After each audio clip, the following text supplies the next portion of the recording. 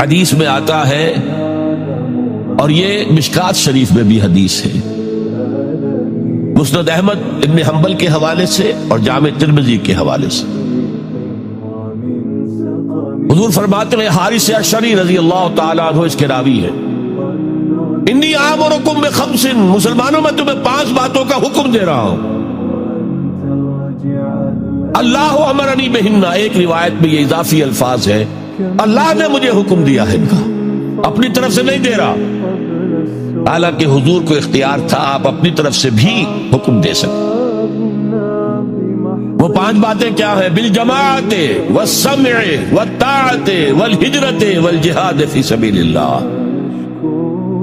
کتنا بڑا مجموعہ اس وقت یہاں ہے، کیا میں پوچھ سکتا ہوں کتنے لوگوں نے یہ حدیث سنی ہے آج سے پہلے؟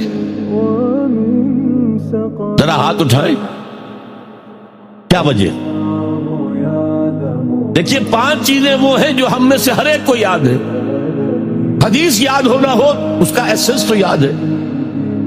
بنی الاسلام علی 5، شہادت اللہ الہ الا اللہ وان محمد رسول اللہ، واقام الصلاۃ وایتاء الزکاۃ وصوم رمضان وحج البیت من استطاع الیہ سبیلا۔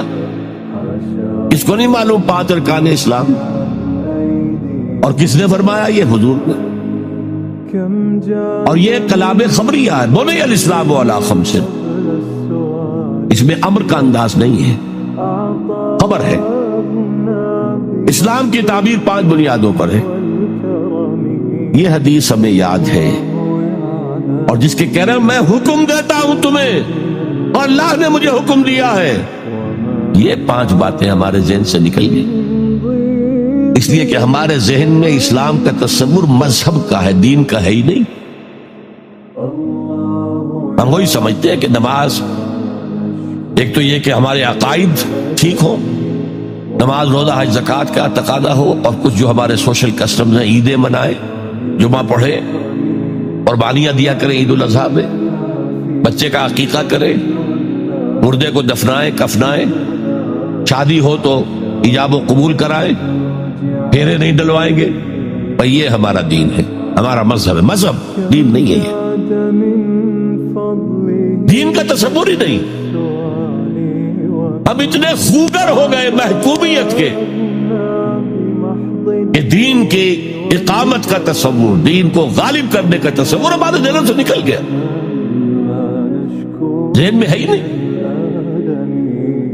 علماء کو بھی اجنبی سی بات لگتی ہے، یہ کیا بات کہہ رہے ہیں، یہ تو اجنبی سی بات ہے، اس لیے کہ ہمارے ذہنوں سے تصور نکل۔ پہلے مسلمان بادشاہ تھے، ملوکیت تھی، وہ اسلام تو نہیں تھا، اسلامی نظام تو خلافت راشدہ کا تھا، ابو بکر اور عمر اور عثمان اور علی اور حضرت حسن کو میں مزید شامل کرتا، تب 30 برس بنتے جو حضور نے فرمایا تھا کہ یہ 30 برس خلافت ہے، بعد میں تو ملوکیت آ گئی، یہ بنو امیہ کے بادشاہ تھے، چاہے خلفاء اپنے آپ کو کہلوائے، بنو عباس تو بڑے بادشاہ تھے، شہنشاہ تھے، بڑے محل بنائے تھے، اور یہی حال پھر ان کو ہم کہہ دیتے ہیں عثمانی خلفاء، یعنی ترک بادشاہ اور شہنشاہ، ان کا بھی حال یہی تھا، اسلام کا۔ اس کے بعد آ گئے انگریز، انگریز نے کہا قانون ہمارا ہوگا، کرمنل لا ہمارا ہوگا، CRPC ہماری ہوگی، سول لا ہمارا ہوگا، نظام ہمارا ہوگا، ہاں نماز پڑھ سکتے ہو، روزہ رکھ سکتے ہو، ہمیں کوئی تمہارے مذہب سے کوئی دشمنی نہیں، بلکہ انگریز نے تو بڑی رعایت کی تھی، اس نے کہا تھا تم اپنے فیملی لاز بھی اپنی مرضی سے جیسے چاہو طے کرو۔ آج مسلمان ممالک میں سے بھی اکثر نے اپنے فیملی لاز چھوڑ کر یورپ کے فیملی لاز اختیار کر لیے، اور پہلی مرتبہ یہ کام کیا تھا ترک نے، اور یورپ کے اخبارات نے پھر تنزیہ لکھا تھا کہ یہ عجیب قوم ہے، کہتی ہے کہ بہترین قانون ہمارے پاس ہے، اور حال یہ ہے کہ فیملی لاز بھی ہم سے مانگ رہے ہیں، رومن لا سے اخذ کر رہے ہیں فیملی لا، یہ ان کا حال ہے، کہتے ہیں بہترین قانون ہمارے پاس ہے۔ تو انگریز کے آنے کے بعد اب ہمارا علماء کا قال اللہ و قال رسول یا مدرسہ چلا لیں. بہرحال انہوں نے بڑی خدمتیں کی ہیں. اگر یہ نہ ہوتا تو شاید ہمارے ہاں مساجدیں آباد ہی نہ ہوتی. کم سے کم علماء نے وہ پوزیشنیں جو ہیں وہ پر کی ہیں. ایک ڈھانچہ جو ہے وہ برقرار رکھا ہے, اس میں کوئی شک نہیں ان کی خدمات. لیکن انگریز نے تو جو بھی تھا صرف اتنی آزادی دی تھی, اسی کو ہم ذہناً ریکنسائل کر چکے ہیں. بس اسلام یہی ہے نہیں. اور آج میں آپ کو بتا دوں, امریکہ اور انگلینڈ خاص طور پر اور بقیہ عیسائی مملکتیں بھی بالعموم اسلام کے خلاف جو جنگ جاری کر رہے ہیں اور تیزی کے ساتھ یہ بڑھے گی, اس کا بھی معاملہ یہ ہے کہ مذہب کی حیثیت سے اسلام کے خلاف ان کی کوئی جنگ نہیں. جب بش کہتا ہے کہ ہم تو اسلام کے خلاف نہیں, صحیح کہتا ہے, سچ کہتا ہے. وہ یہ کہہ سکتے ہیں you have come here, you have purchased churches and synagogues and converted them into mosques. Did we object? تم یہاں آئے, تم نے چرچ خرید کے مسجد بنا لی, سینیگوگ یہودیوں کا خریدا اور مسجد بنا لی. ہم نے کبھی روکا تمہیں؟ تم نمازیں پڑھتے ہو, ہم نے روکا. روزے رکھتے ہو, ہم نے روکا. بلکہ رمضان میں وائٹ ہاؤس میں ایک افطاری بھی دے دیتے ہیں تمہیں, سیریمونیل. تمہاری عید ہے, بقرہ عید ہے, ہم کو کومیموریٹو سٹیمپس جاری کر دیتے ہیں. یہ عید کا جو ہے ڈاک کا ٹکٹ ہے اور یہ بقرہ عید کا ہے. تو مذہب سے تو ہمیں کوئی اعتراض نہیں, لیکن اسلام کا سیاسی, معاشی اور سماجی نظام nothing doing. We will not bear it. نظام ہمارا ہوگا. اور سمجھ لیجئے یہ تاریخ نے پورا سرکل, ایک گھیرا پورا کر لیا.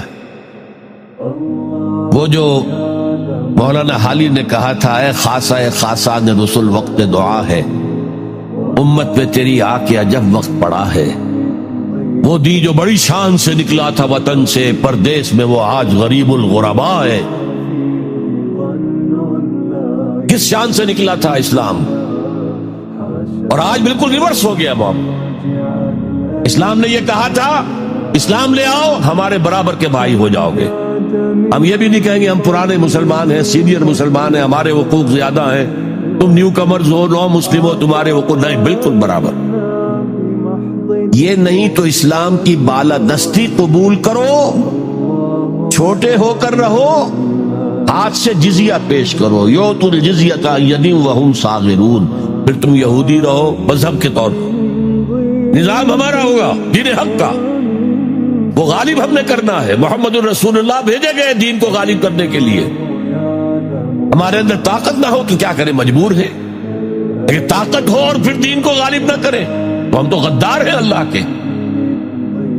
لہذا کیا کہتے تھے, ایمان لے آؤ برابر کے ہو جاؤ گے, نہیں تو رہو تم عیسائی رہو, یہودی رہو, مجوسی رہو. ابھی شروع میں ان تین سے ہی معاملہ چلا, لیکن اسلام کی بالادستی نظام ہمارا ہوگا, باقی تم نیچے رہو. اور اگر یہ بھی منظور نہیں تو آؤ, تلوار ہمارے اور تمہارے درمیان فیصلہ کرے گی. یہی بات تھی کہ نہیں؟ آج وہی بش کہہ رہا, نظام ہمارا ہوگا, اس نظام کے نیچے تم رہو, مسلمان رہو, ہندو رہو, عیسائی رہو, کچھ رہو. یہ بالکل برعکس کیفیت ہے. آج کا مسلمان جو ہے ان چیزوں سے اس لیے ذہناً غافل ہے کہ حضور کی اتنی تاکیدی حدیث, انی آمرکم بخمس اللہ امرنی بہن بالجماعت والسمع والطاعت والہجرت والجہاد فی سبیل اللہ, کبھی ممبر سے نہ سنائی گئی, نہ کبھی سنی گئی. اس لیے کہ یہ اس عمل کا نام ہے جو دین کو قائم کرنے کے لیے